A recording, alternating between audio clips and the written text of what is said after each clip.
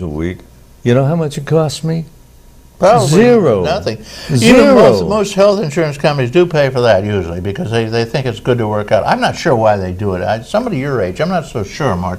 You know, if you suddenly croak, you save them a lot of money. And when you're on that, when you're running around and doing things at your age, I don't know, Mort. Reed, I'm still doing it, and that is the point.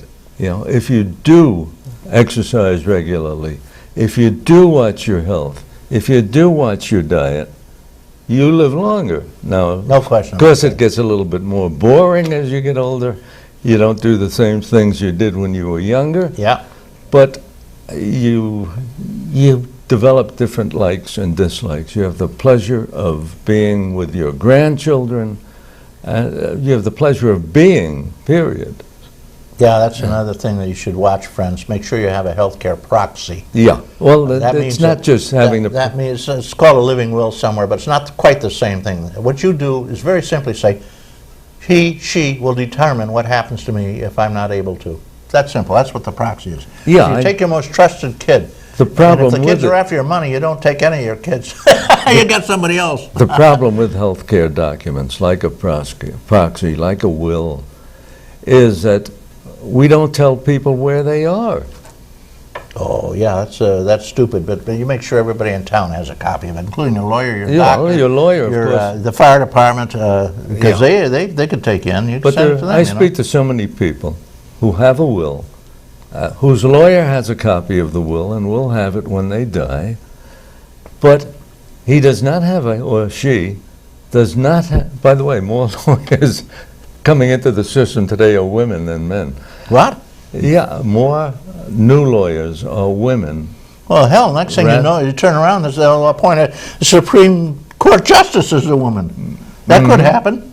Well, yeah. Let's hear it for that new justice, incidentally. It's the first Hispanic justice we've ever had. Yes, and I know that. She's a winner, I'll tell you. And I think that's a wonderful thing in and of itself. And in a couple of years, we'll all know her name. Again, as I was saying, though, yeah. Many of us have multiple documents, like such as a living will, not just a and also power of attorney, a durable power of attorney, exactly. Meaning that it's still good when you're totally out of it. A regular power of attorney dies when you can't when you lose your mind one way or another. Yeah. So durable is the magic durable word, is the word there. Yeah. And that enables your kids or your caretakers, whoever's helping you out, to function for you. They can cash your checks now. They can sell property now. They can pay your bills and your taxes now in your name because they have that power of attorney. Yeah. So those are three things you need, right? The will, the durable healthcare proxy, and the durable power of attorney. Everybody should have those three things in the hands of their children, their doctor, their lawyer, the fire department, their uncle, their aunt, their cousins, and their nieces. You're right. It should not be a secret. You have to get the copies out there. And they say, one of our callers just called in and said, what age do you get this? And I said, any child could die for any second from something. Auto accidents sadly claim a lot of our kids. It would be nice to have it for our kids, but of course it's not so important. They don't have much property to worry about. But as soon as you got any kind of property of any kind, you should have these things. You might only be 18. Yeah. Have them in the hands of someone else. It doesn't hurt. You want to have a little will so you know who gets it. Maybe you want your parents to have it, or your sister or brother. Maybe you want, if you are incapacitated and all hooked up to tubes, you might say, I don't want to continue this life. Or if you're not, if you feel the other way, say, I don't care what you do, I want to be kept alive at all costs. That's your business. You tell your healthcare proxy. And thirdly, at this point, somebody will have to deal for you, and you need a power of attorney. So I'd say from the age of when you get some money.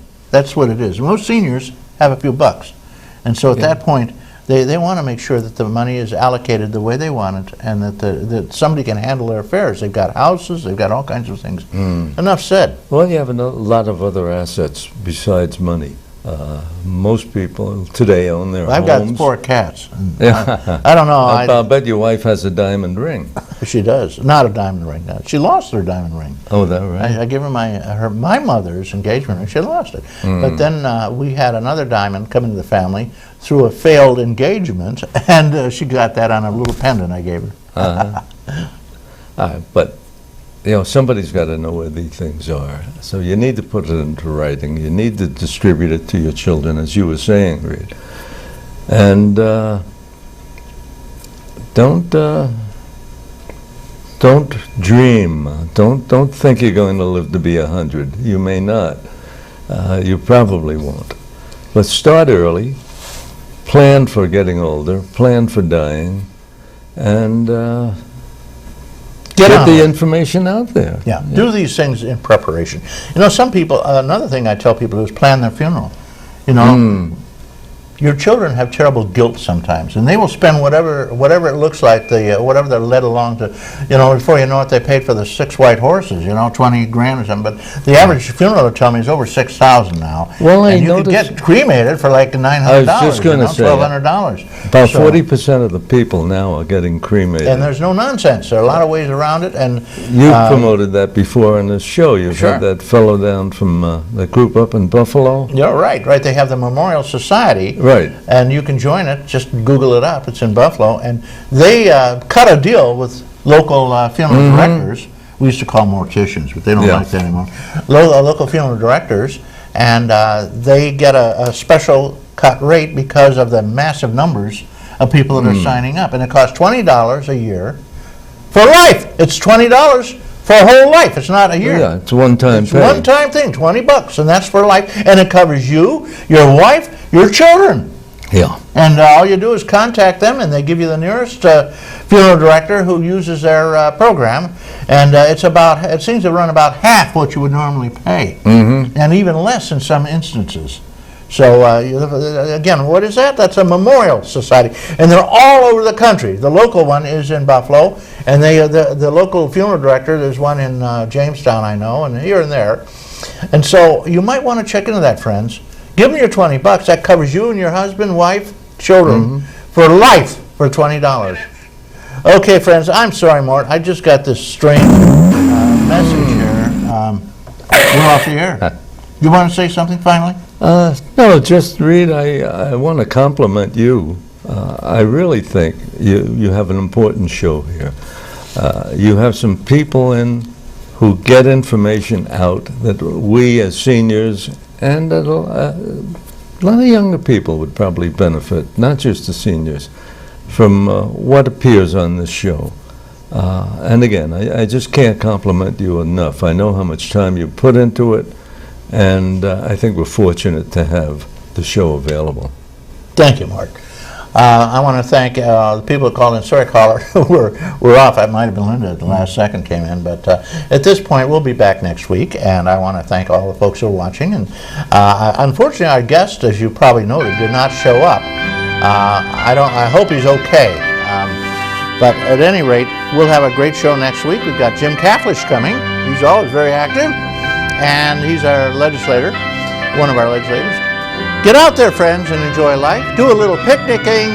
Take advantage of the beauty here. Go to the Chautauqua Institute. There are 16 ways to get in for free. You just got to know them. All right, guys. Thanks again. And may all that is proud and true and noble abide with you. I'm Reed Powers.